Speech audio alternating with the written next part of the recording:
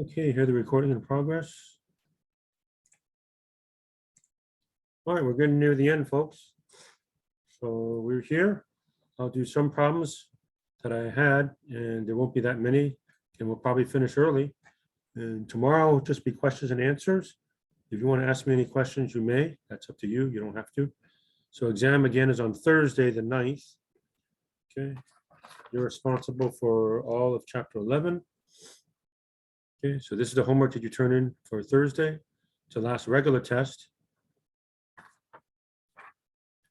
Then all we have is a final exam. I'll give you the video for the solutions on Friday. I'm not promising I'll get you back your individual tests by Friday, but I'll try, but you can go ahead and start studying for the final exam. Okay, so Friday, it's just an office hour. You can come or not come. The next week is final exam week. We don't meet Monday. We don't meet Tuesday. We don't meet Wednesday. We don't meet Thursday. Final exam is Friday, 8:10 to 10:40. You get 2.5 hours for the final exam. Use the same Zoom link as always. And again, my office hours next week are Tuesday, Wednesday, Thursday from 8:10 to 10, the 14th, 15th, and 16th. Use the same Zoom link once again. Final exam will have 15 questions, 3 from each of the previous exams. Okay, so again, my suggestion is to study one test a day. So Friday, test 1, then Monday, Tuesday, Wednesday, Thursday, test 2, 3, 4, and 5. And go back for the videos. Hopefully you still have the videos on Canvas. So I always sent the videos the day after the test. So that would be Saturday, 9/4. Saturday, 9/25, and so on, all the way to test 5, which I'll give you Friday. Okay, so that is that. And another reminder, bring a piece of polar graph paper for the final exam. I might ask you a polar question for the final exam also. Okay.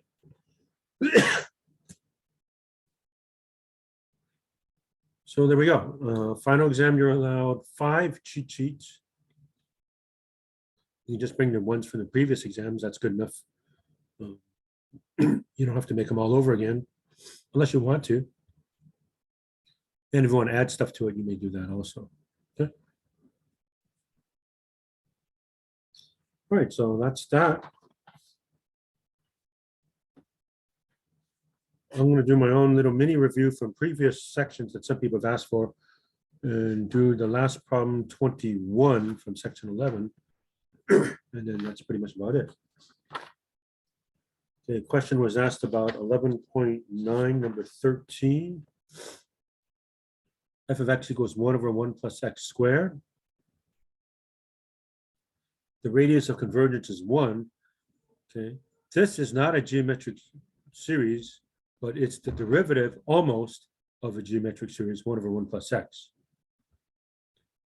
Okay, I can make this look like 1 over 1 minus a negative x. So that would be a over 1 minus r. First term is 1, common ratio is negative x. 1 minus x plus x squared minus x cubed plus x to the 4th minus x to the 5th. Okay. This has a radius of convergence of 1 because for a geometric series, the thing behind my pen, in order to converge, has to be between negative 1 and 1. If negative x is between negative 1 and 1, then x is between negative 1 and 1. This comes from differentiating this series, so it would have the same radius of convergence, which is 1. And now I differentiate both sides. 1 over 1 plus x prime, treated as 1 plus x at a negative 1, whose derivative is negative 1, 1 plus x at negative 2, or negative 1 over 1 plus x squared. Okay. Then I differentiate term by term here. Derivative of this is nothing. Minus 1 plus 2x minus 3x squared plus 4x cubed minus 5x to the 4th. That's this thing. Now I just multiply both sides by negative 1 because I want it to look like 1 over 1 plus x squared, not negative. So if I multiply by negative 1, all these signs just change. So 1 minus 2x plus 3x squared minus 4x cubed plus 5x to the 4th. Okay. Then if I differentiate one more time, differentiate again, the derivative of this, which is 1 plus x and -2, would give me -2 times 1 plus x and -3, or -2 over 1 plus x cubed. The derivative of the right-hand side is simply nothing, -2 plus 6x minus 12x squared plus 20x cubed, dot, dot, dot. And notice the trick, every time you differentiate something, you would lose a constant. Way back at the start, I had 6 terms, 1, 2, 3, 4, 5, 6, because I knew after I differentiated once, I would lose this constant, 5 terms. If I differentiate again, I lose the next constant, 4 terms, which is what I require the Melvin-Hum move for writing an infinite series. All right, now if I just simply multiply by x squared, I get what I need, which is x squared times that. Okay, and I didn't bother writing the rest of it, but I can do that now since I have time. So multiply by x squared over 1 plus x cubed. So multiply all of these by x squared, which is easy. That's x squared minus 3x cubed plus 6x to the 4th minus 10x to the 5th plus dot, dot, dot. Same radius convergence, which is 1. Okay.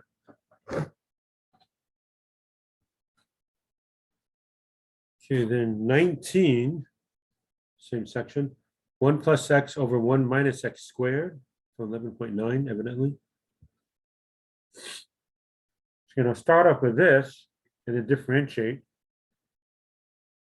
So 1 over 1 minus x. First term is 1. Common ratio is x. So 1 plus x squared plus x cubed plus x to the 4th. I write 5 terms, again, because I know I'm differentiating, I'm going to lose the 1. Okay, so I differentiate both sides. So 1 over 1 minus x prime, or 1 minus x to the -1. The derivative will be -1 minus x to the -2 times -1 by the chain rule, which is indeed 1 over 1 minus x squared. So 1 over 1 minus x squared is equal to, differentiate all that, nothing, 1 plus 2x plus 3x squared plus 4x cubed. And then all I'm going to do is multiply both sides by 1 plus x. So I'm supposed to have 1 plus x over 1 minus x squared, right? So 1 plus x times this whole thing. How do you do that? Well, first I multiply by 1. Well, if you multiply by 1, you just copy this. So 1 plus 2x plus 3x squared plus 4x cubed. And then plus x times all this. So x times all this is x. And notice how I'm lining it up so that I get like terms. X plus 2x squared plus 3x cubed plus 4x to the 4th. And then I just add straight down. I got 1 plus 2x squared, plus 3x plus 5x squared plus 7x cubed plus dot, dot, dot. Okay, so it looks like I have the odd coefficients. So this is the power series expansion for 1 plus x over 1 minus x quantity squared.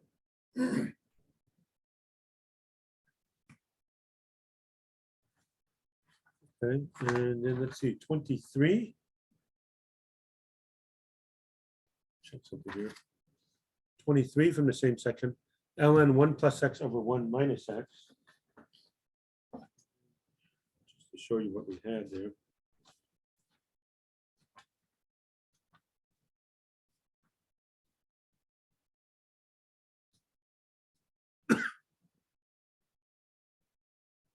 Okay, so I did 13 from 7.9. And the one I was just doing was 19. Okay, and once again, the radius of convergence is 1. Because we were starting off with this thing, which has a radius of convergence of 1. And if you differentiate or integrate, you have the same radius of convergence.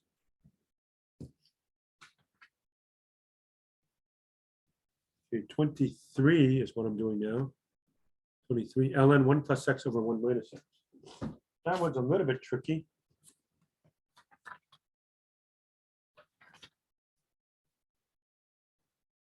So I have a property of logs that says I can write this as ln 1 plus x minus ln 1 minus x, which I'm going to call I1 minus I2. So I'll figure out I1, figure out I2, and then subtract. Okay, 1 over 1 plus x is 1 over 1 minus a minus x. So first term is 1, common ratio is negative x. So start with 1, keep multiplying by negative x. So minus x plus x squared minus x cubed. Integrate both sides. Integral of 1 over 1 plus x dx. Integral of 1 minus x plus x squared minus x cubed plus dot, dot, dot. This is ln absolute 1 plus x. This is c. Remember, this is an indefinite integral. You're supposed to put the plus c. How do you put plus c at the end? You don't. You put it at the beginning. C plus x minus x squared over 2 plus x cubed over 3 minus x to the fourth over 4. Okay. And in this case, to find a c, you can plug in 0. Put a 0 here, here. These all get wiped out. I have ln 1 is c, so c is 0. So yes, indeed, ln of 1 plus x is x minus x squared over 2 plus x cubed over 3 minus x to the fourth over 4. That's I1. How did I drop the bars? Radius of convergence is 1. You're centered at 0. That means you're between negative 1 and 1. For this expression, if I plug in any number between negative 1 and 1, it's not going to be negative. It's non-negative. So I have to drop the bars. Okay, in a similar fashion, I'm working on I2 now. 1 over 1 minus x. First term is 1. Common ratio is x. So 1 plus x squared plus x cubed. Okay, notice I don't have to put extra terms when I integrate. When I integrate, I actually add a constant.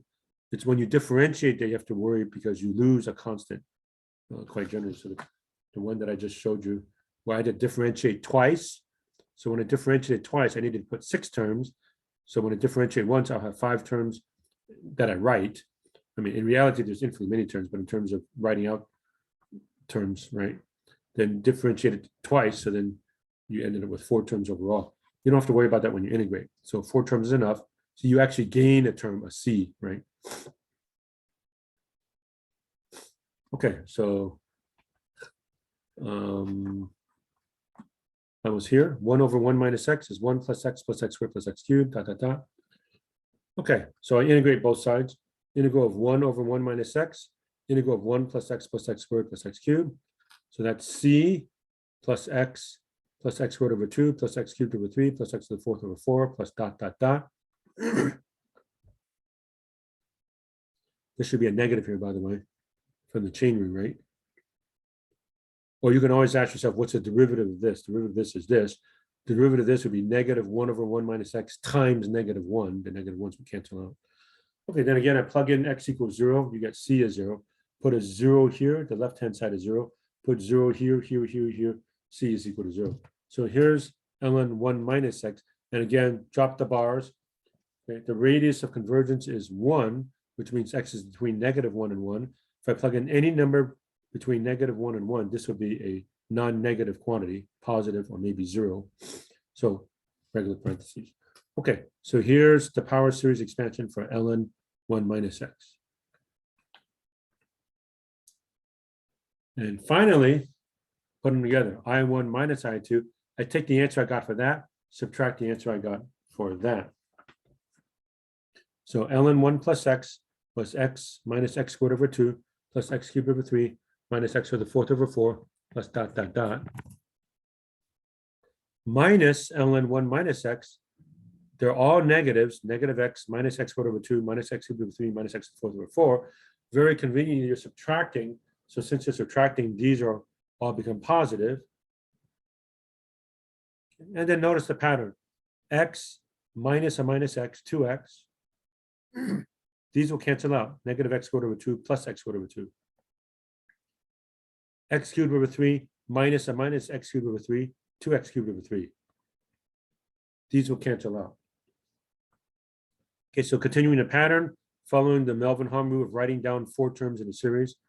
So 2x plus 2x cubed over 3 plus 2x to the 5th over 5 plus 2x to the 7th over 7 plus dot, dot, dot. Okay, and again, this is the way I want you to write the answer, not with the summation notation. Okay. All right, so that's it for that. I have one last problem from 11.11, problem 21, and then I'm already finished.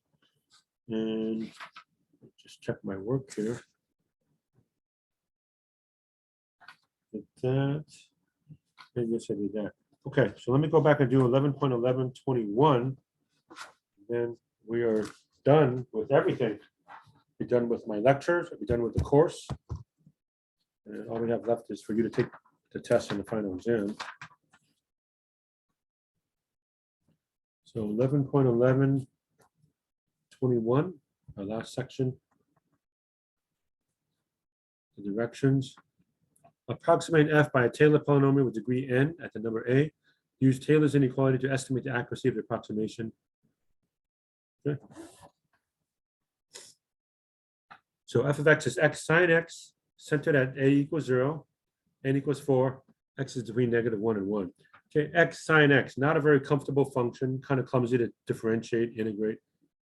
Write it as a 4th degree polynomial, which means I actually have to take 5 derivatives. Okay, so be that as it may. Here we go. Okay, and folks, I'm actually done after this. So I'll be done in a few minutes, in which case you may ask questions, and if not, we're finished for the day. We're finished for the course. We're finished with all lectures, and all we have left are exams. Okay, we're centered at 0. That's our favorite. I need n equals 4. I need 4 derivatives just to get T4, but I need 5 derivatives to get the remainder. Fortunately, I'm plugging in 0. Okay. So product rule. F prime, first times derivative of the second, x cosine x, plus second sine x times derivative of the first, which is 1. Double prime, first times derivative of the second, x times negative sine x, plus the second cosine x times derivative of the first, which is 1, plus the derivative of sine x, which is cosine x. So clean it up, negative x sine x plus 2 cosine x. Third derivative, again, product rule. These are all product rules. First, negative x times derivative of the second, cosine x, plus the second, sine x, times the derivative of the first, -1. And then plus the derivative of 2 cosine x is minus 2 sine x. Put these together, you have negative x cos x minus 3 sine x. Okay. Fourth derivative, again, once you get to the fourth derivative, just write the number. Instead of prime, prime, prime, prime, and prime, prime, prime, prime, prime, just write the number. Okay, again, product rule. First, negative x times the derivative of the second, negative sine x, plus the second, cos x, times the derivative of the first, -1. And then plus the derivative of negative 3 sine x is negative 3 cosine x. Put these together, that will give me, and this is positive x sine x minus 4 cosine x for the fourth derivative. Okay, this is all I need just to come up with T4, the fourth Taylor polynomial, the best 4th degree quartic, Q-U-A-R-T-I-C, quartic, you don't have to write that down. Technically, it's a quartic. The best 4th degree polynomial approximation to x sine x. And notice we're graduating from Calc 1. Calc 1, we just had the best tangent line approximation, right? T1, as it were, first Taylor polynomial. But now we're asking what's the best quadratic, 3rd degree, 4th degree, nth degree approximation to the function. Okay, so I do need the 5th derivative. So derivative x sine x. So first times derivative of the second, x cosine x, plus second sine x times derivative of the first, 1. And the derivative of negative 4 cosine x is positive 4 sine x, x cosine x plus 5 sine x.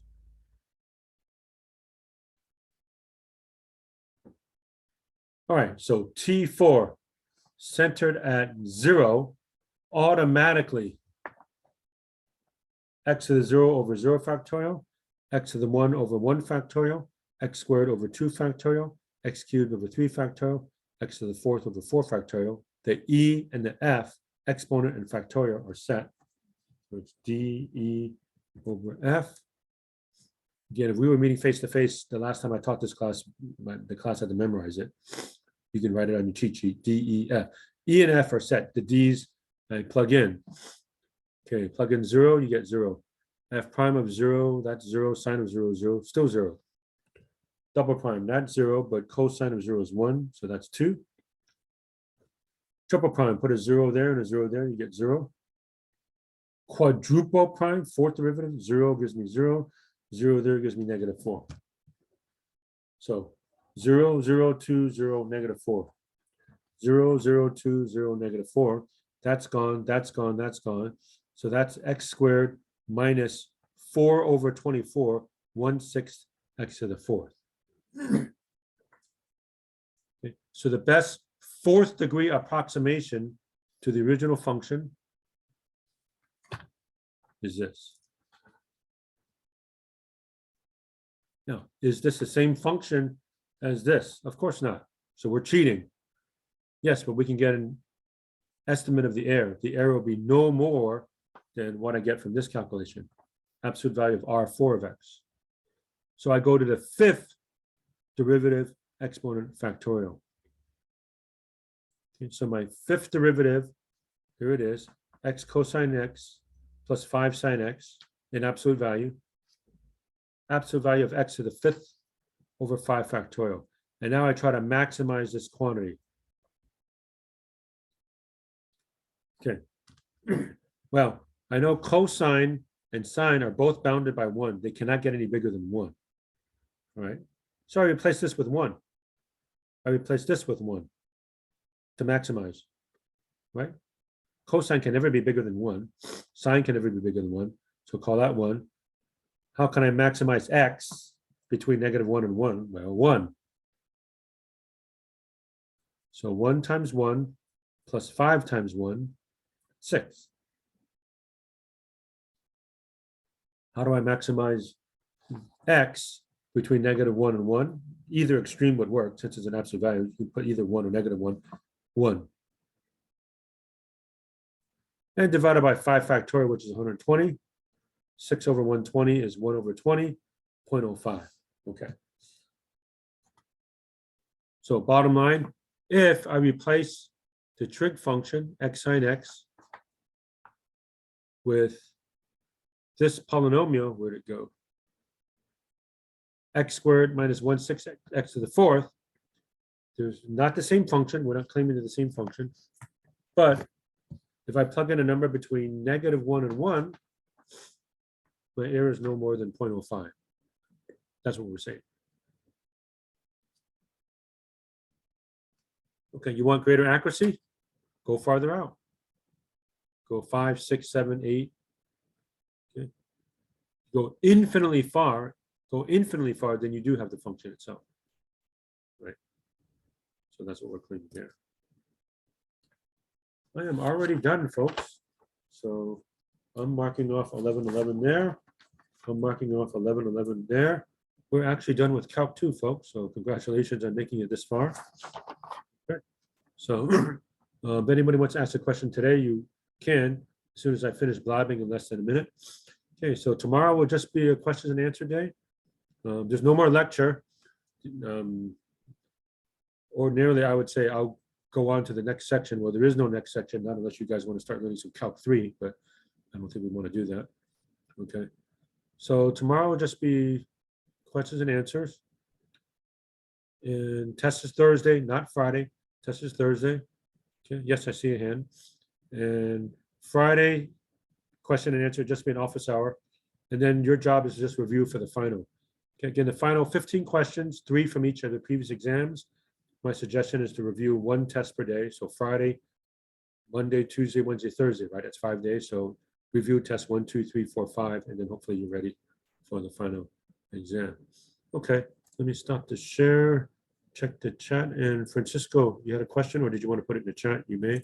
And let me check the chat one more. Yeah, I just want to double check. But so you said this Wednesday and Friday is basically not mandatory, and then next week you also said Monday, Tuesday, Wednesday, Thursday are not mandatory as well. Correct. So Well, what's basically canceled? right. So we're basically done with mandatory meetings. Well, actually, none of the meetings were actually mandatory in the first place, because you can always watch the videos. So the only day you have to show up now is what, Thursday for the test, and Friday Friday the 17th for the final exam. I know. Okay. So yeah, tomorrow, join if you have questions and answers.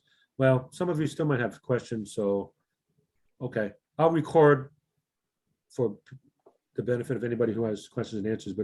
But I'm done with lecture. I finished, this sheet from day one.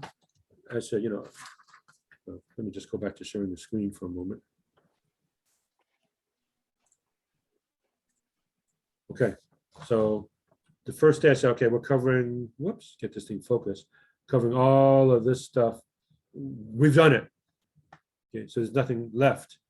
Okay, I couldn't lecture anymore even if I wanted to. So, okay, so tomorrow, questions and answers, basically like a glorified office hour. Okay. Everybody has to show up Thursday for the test. Friday is an office hour. Next week, office hour, Tuesday, Wednesday, Thursday. And you show up for the final exam, and then we're done. Okay.